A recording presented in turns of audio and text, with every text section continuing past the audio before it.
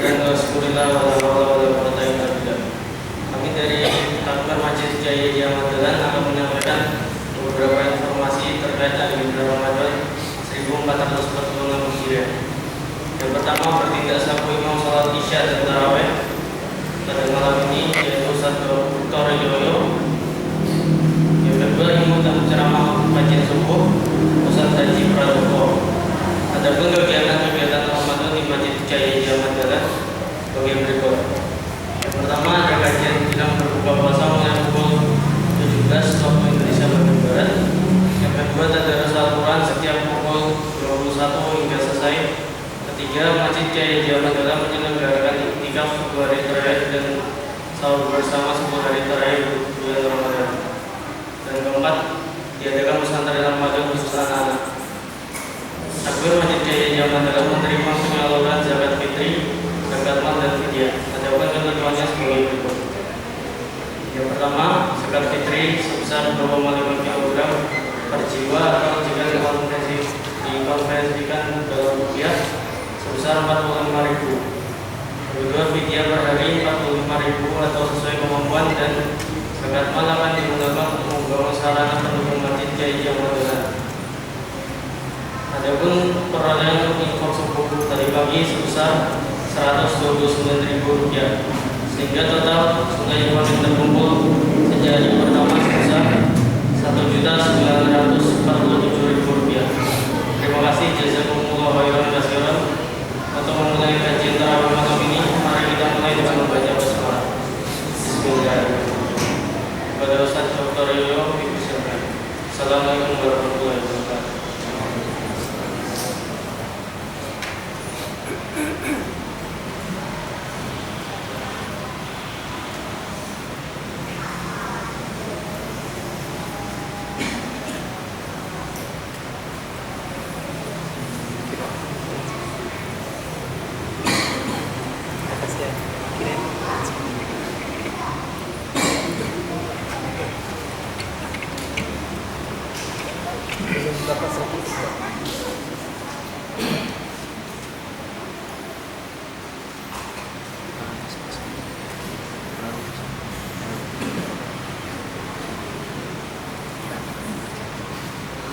Assalamualaikum warahmatullahi wabarakatuh.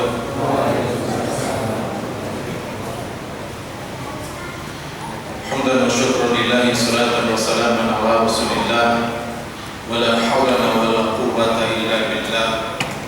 Amma ba'd. Hadirin sidang jemaah salat Isya, dan insyaallah nanti kita lanjutkan dengan salat tarawih Masjid Kiai Haji Ahmad Dahlan. Mari kita sama-sama mengucapkan alhamdulillah pada malam hari ini kita masih diberikan nikmat yang sangat besar oleh Allah Subhanahu wa taala. Nikmat keimanan, tentunya nikmat Islam, dan nikmat hidup. Karena itu nikmat yang paling mahal. Kalau ada orang mati ditanya, kira-kira maunya apa? Pasti maunya adalah hidup kembali. Agar apa? Agar bisa berbuat baik, agar bisa kembali berbuat kebajikan yang telah mereka tinggalkan dulu. Itu dulu orang kafir ngomongnya begitu. Tapi kan kata Allah apa? Itu hanya omong-omong saja. Karena gak mungkin orang sudah mati kok hidup kembali. Gak mungkin. Yang ada hanyalah sia-sia. Kesia-siaan karena apa? Tidak berbuat kebajikan. Maka alhamdulillah pada hari ini, siang ini, malam ini, saking semangatnya puasa,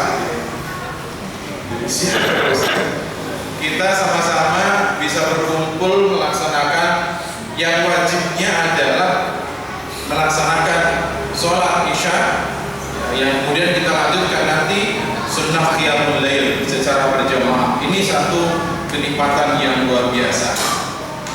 Hadirin rahimakumullah,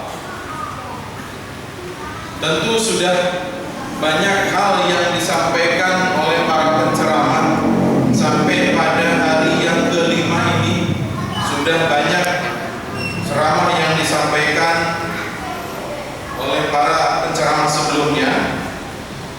Saya ingin mencoba menyampaikan beberapa catatan di dalam salah satu kitab, di dalam Tanbihul Ghafilin. Waqtiyat ummati fi syahr Ramadan khamsa khisalin lam tu'ta ummatun qablaha. Jadi umatku, kata Rasulullah, umatnya Nabi Muhammad itu di bulan Ramadan itu dikasih 5 perkara.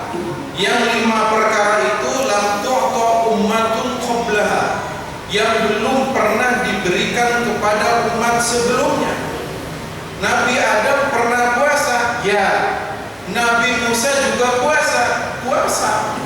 Nabi Daud juga demikian. Nabi-nabi terdahulu juga berpuasa, sebagaimana dalam surah Al-Baqarah 183. Ya ayyuhalladzina amanu kutiba alaikumus syamu kama kutiba alal ladzina min qablikum. Jadi sebelum Rasulullah diwajibkan berpuasa, itu tahun kedua Hijriah. Ketika beliau sudah hijrah dari Makkah ke Madinah, baru kemudian 2 tahun setelah itu beliau diperintahkan untuk melaksanakan ibadah puasa, kewajiban puasa yang kemudian menjadi rukun Islam. Bunyal Islam ala khamsin itu. Salah satunya adalah wasyam Ramadan. Nabi-nabi terdahulu juga melakukan demikian. Tetapi ada kekhususan, ada spesial yang diberikan kepada Nabi Muhammad tentang Ramadannya itu. Apa? Ini sudah banyak yang tahu, tapi perlu kita tegaskan lagi. Khulufu fami shaimi atyabu 'indallahi min rihil misk. Ini sudah sering kita dengar. Ya. Yang tidak diberikan kepada umat terdahulu, ya dulu memang puasa, tapi puasanya umatnya Nabi Muhammad, mulutnya itu, baunya itu bagaikan baunya misk. Misk itu apa, Pak? Minyak ya? Minyak wangi, ampune. Tetapi ini indah Allah, bukan indah nas ya. Jangan coba-coba gitu ya, mentang-mentang bagaikan bau kasturi kemana-mana ya, hahaha begitu ya. Jangan. Insya Allah kalau begitu yang lain pingsan. Ini saking diberikan keutamaannya. Tetapi apa? Tentunya kita sebagai orang Muslim, orang yang diberikan pengetahuan tentang kesehatan, harus menjaga kebersihan mulut. Ya, setelah saat sahur, kemudian masuk ke waktu imsak, itu waktu yang tepat untuk bersih-bersih. Ya, termasuk kumur-kumur, sikat gigi, ya, mungkin menggunakan penyegar dan sebagainya. Tetapi ini berupa perumpamaan, memberikan keistimewaan kepada umatnya Nabi Muhammad bahwa bau mulutnya, ya, umat Muhammad yang melaksanakan ibadah siang itu bagaikan wangi minyak kasturi. Kemudian apa? Wastaghfiru lahumul malaikatu hatta yuftiru. Dan para malaikat memohonkan ampun kepada umatnya Nabi Muhammad sampai kemudian mereka berbuka. Ya, ini adalah kelebihan yang diberikan oleh Allah kepada umatnya Nabi Muhammad yang melaksanakan ibadah puasa. Maka rugi kalau orang nggak berpuasa. Pahalanya begitu besar di sisi Allah, dan bahkan ini dikatakan sebagai kekhususan sangat spesial diberikan kepada umatnya Nabi Muhammad. Yang ketiga, wa yuzayyinullahu kulla yawmin jannatahu. Dan Allah senantiasa memberikan, senantiasa mengindah-indah ataupun membuat indah, insya Allah adalah apa? Kulla yawmin jannatahu, yaitu surga yang dijanjikan bagi orang-orang yang berpuasa. Memang pahala puasa itu hanya Allah yang tahu. Asyamu li wa ana ajzi bihi. Puasa itu hanya untukku kata Allah, dan Allah lah yang akan memberikan hitungan pahalanya. Tapi Allah di sini menyebutkan bagi umat Muhammad yang melaksanakan puasa Ramadan, Allah akan memperindah surganya kelak insyaallah. Kemudian yang berikutnya adalah wa yaghfir lahum fi akhir lailatin, dan diberikan ampunan kepada mereka di akhir setiap malamnya. Tadi siangnya para malaikat memberikan ampunan, memohon ampun kepada Allah untuk hamba-hambanya yang berpuasa, dan di akhir malamnya kemudian diberikan maghfirah kepada orang-orang yang juga melaksanakan puasa. Berarti apa? Begitu limpahan pahala yang Allah berikan kepada kita, hamba-hamba ini yang taat kepada Allah, kepada Nabi Muhammad, ya, pahala yang begitu besar di sisi Allah Subhanahu wa ta'ala. Itulah kenapa kemudian kalau disebutkan di dalam riwayat lain bahwa min Ramadan ila Ramadan wal hajj ila hajj wal jum'ah ila jum'ah was salat ila salat kafaratun liman bainahunna majtunibat al kabair. Ya, begitu banyak kafar, itu dosa-dosa yang Allah hapuskan orang yang senantiasa menjalankan ibadah Ramadan secara rutin dari tahun ke tahun. Untuk kita mudah-mudahan terus diberikan umur yang panjang oleh Allah bagi yang haji, bagi yang Jumat, bahkan rutin melaksanakan sholat, Allah berikan kepada mereka, yaitu dosa-dosanya dihapuskan.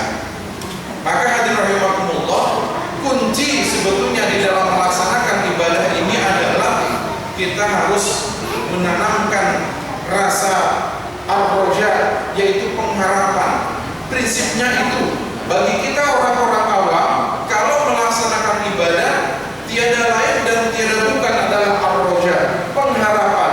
Kalau kita mengharap, pasti akan dilahirkan ketaatan. Ya, orang melaksanakan sholat karena dia punya pengharapan. Orang melaksanakan puasa karena dia punya ar-roja. Ya Allah, mudah-mudahan kalau saya rajin sholat, Engkau ampuni dosanya, mudahkan hidupnya, digampangkan segala urusan. Sama halnya juga kalau kita taat menjalankan ibadah puasa, ar-roja di dalamnya, pengharapan di dalamnya. Mengharapkan apa? Mengharapkan ridho Allah. Ini adalah prinsip di dalam melaksanakan ibadah. Orang kalau nggak mau ibadah, karena apa? Di dalam hatinya tidak ada ar-roja, tidak ada pengharapan, sehingga apa? Tidak melahirkan at-ta'ah, ketaatan di dalam menjalankan perintah Allah Subhanahu wa ta'ala. Hadirin, saya kira itu yang dapat kami sampaikan. Inilah kita terus bersemangat, mumpung di hari yang masih kelima ini, dan besok kita akan memasuki insyaallah di hari yang ke-6.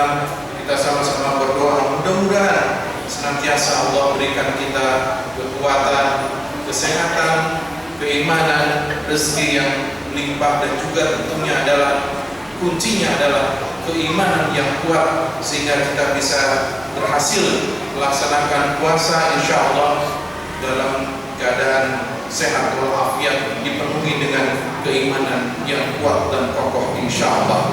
Kurang lebih yang mohon maaf. Assalamualaikum warahmatullahi